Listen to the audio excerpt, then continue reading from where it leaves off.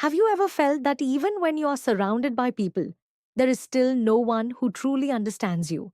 No one who listens to your thoughts without judging you? And no one with whom you can share your deepest feelings? Because that quiet loneliness is exactly where Anne Frank begins her journey. Not as a historical figure, but as a normal 13-year-old girl who simply wanted a true friend. And in the chapter, From the Diary of Anne Frank, we step into her world, where she receives a diary on her birthday and names it Kitty, not because it is just a notebook, but because she believes that paper has more patience than people. And this simple idea reveals something powerful about human nature, that sometimes it is easier to express ourselves to something that doesn't interrupt, judge, or misunderstand us. And as Anne begins writing, she introduces her life, her family, and her surroundings, telling us about her father Otto Frank, who is loving and supportive, her mother who cares for her but does not fully understand her emotions, and her sister Margot, who is intelligent, quiet, and often seen as the ideal child, while Anne describes herself as lively, talkative, curious, and full of thoughts. And this difference between Anne and others highlights one of the key ideas of the chapter, that every individual has a unique personality, and sometimes that uniqueness leads to misunderstanding, especially during adolescence when thoughts are intense and emotions are strong.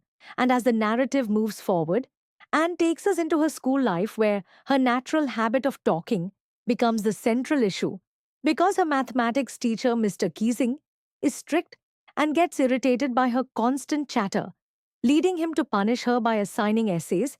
And this is where the story becomes more than just a classroom incident, because Anne doesn't react with fear or frustration but instead responds with intelligence and creativity, as she writes her first essay on a chatterbox, where she argues that talking is a natural trait for students and even humorously justifies it by saying she inherited it from her mother, showing her confidence and ability to express her thoughts logically. But when the teacher is still not satisfied and gives her another topic, calling her an incorrigible chatterbox, which means someone who cannot be corrected, and once again maintains her originality and writes effectively. And when he gives her a third assignment with the humorous title, Quack, Quack, Quack, said Mistress Chatterbox, instead of repeating the same approach, Anne decides to take it to another level by writing a creative poem with the help of her friend Sanna, where she describes a mother duck and a father swan whose ducklings talk too much and are punished harshly. And this poem is not just funny, but symbolic, because it represents strict authority trying to control natural behavior.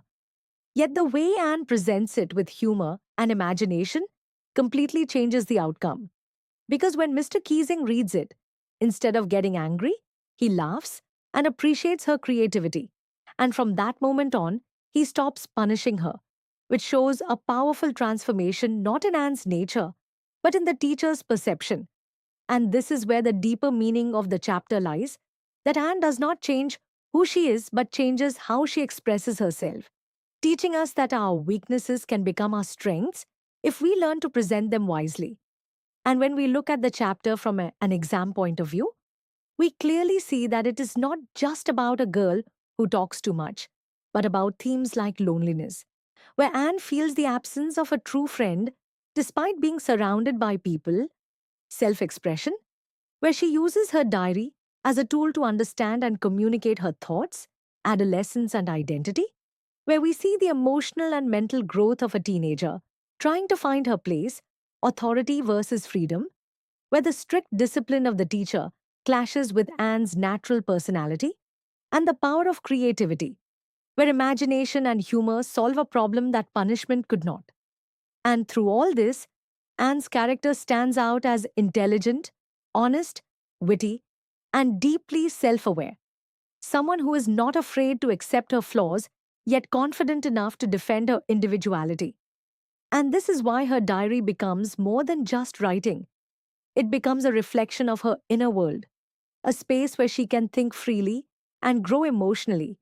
And if we go beyond exams and truly understand the message of this chapter, it teaches us that writing is not just a skill for marks, but a powerful habit that helps us connect with ourselves. Because in today's world, we are constantly distracted by noise, social media, and opinions. But rarely do we sit quietly and listen to our own thoughts. And Anne Frank, even in a time of uncertainty and fear, chose to express herself honestly, which is why her words still inspire people today.